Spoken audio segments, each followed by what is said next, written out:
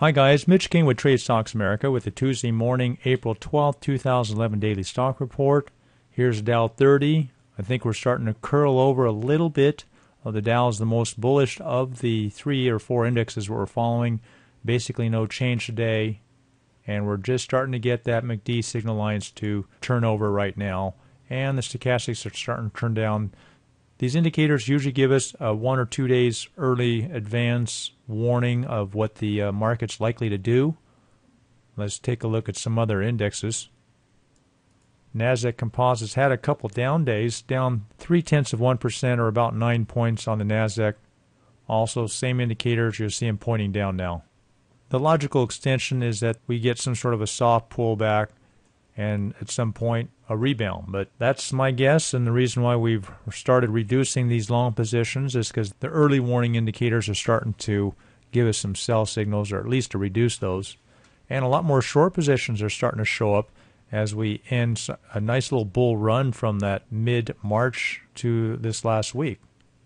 S&P 500 down about 0.3%, and the Russell 2000 more volatile than the other indexes, down 0.8% today. 2 big down days in a row. I think this starts a pullback, more of a softer one, shallower pullback, and some of these short positions are starting to look a lot better. Our long position that we still have half of our original long position is CMG, Chipotle Mexican Grills, pulling back.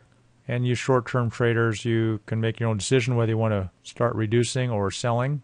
Here's the ES long that we had, broke down to a lower low, and that should automatically be stopped. That bull short VHC is starting to turn down 7% today. Just starting to show signs of breaking down. It needs a couple down days more, maybe under $23 to start getting interesting. It can easily bounce back up. This story reminds me of 1993. There was a small NASDAQ company that held wireless licenses, had very little revenue, $7 or $8 million, and they recruited Apple's CEO or chairman was John Sculley at the time, and he just left Apple, and they recruited him to be the chairman, and the stock really ran up. But interesting story here. Let me show you some financials of VHC I saw today. Here's an income statement for VHC last year of 2010, and let's see how pathetic this company looks. It means $68,000 of revenue, okay? Then here's their total loss, or they're showing an income here before loss. I'm not sure how they're getting that. That might be the $200 million settlement with Microsoft. So they're showing that there's a net last year of $41 million. Remember, there's $68,000 revenue. So they won that lawsuit. The theory that they could win other lawsuits from other companies that are violating their patent technologies on different wireless technologies reminds me of Rambus, and Rambus's biggest expense is legal bills, suing all these companies that violate their patents, and they do pretty well in court. So this could be the company that's starting to do that. Anyhow, I get a little more confident being short a company that has run up this much and has that kind of statements. And now the last guy to recommend this is Jim Cramer, which was in this weekend's article. I'll give you the link here in just a second. This is the article I saw this weekend. Jim Cramer's article saying the 6 best performers of the last 6 years. VHC, which is Vernetics. He says it was just a penny stock when it started, up to $12, and now $28 this last week or so. This is on CNBC.com. If you go to that website and go to the top and do a search for VHC, this article comes up. So kind of interesting stuff for those guys who are short. I don't normally research a stock that I'm bull shorting until it doesn't go down very easily like this one. So I've looked at it. I think today's action today, closing at 25.52 and going to 25 after market hours on some trades, fair amount of trades after market, that we're likely to see this break down. It needs to get under that $24 number, in the 23s to start really and hold down there before it really starts breaking down.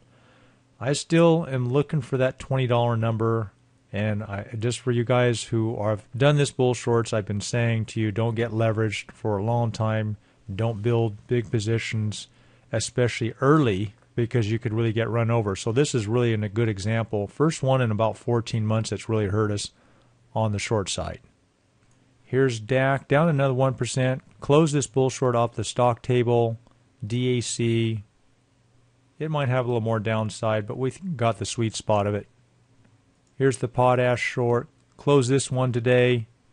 Down another 1.6%. I don't see a lot more downside on this one.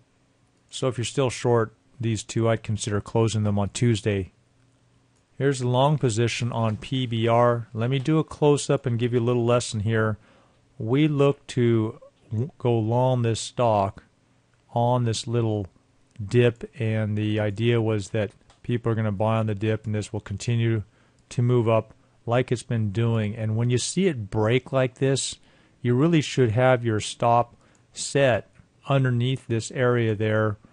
You can call it congestion, I don't know, support. But right in here, you want to have a stop loss below there so that triggers automatically without you having to be there at a computer or watching it or making any emotional decisions yourself. So that's the discipline I recommend you guys follow. So there's a slight loss on this one. Here's SSW, another short. I think there's some more downside on this a couple days. Here's GEOI. Nice short today, down 5%. I think we've been short a couple days on this one.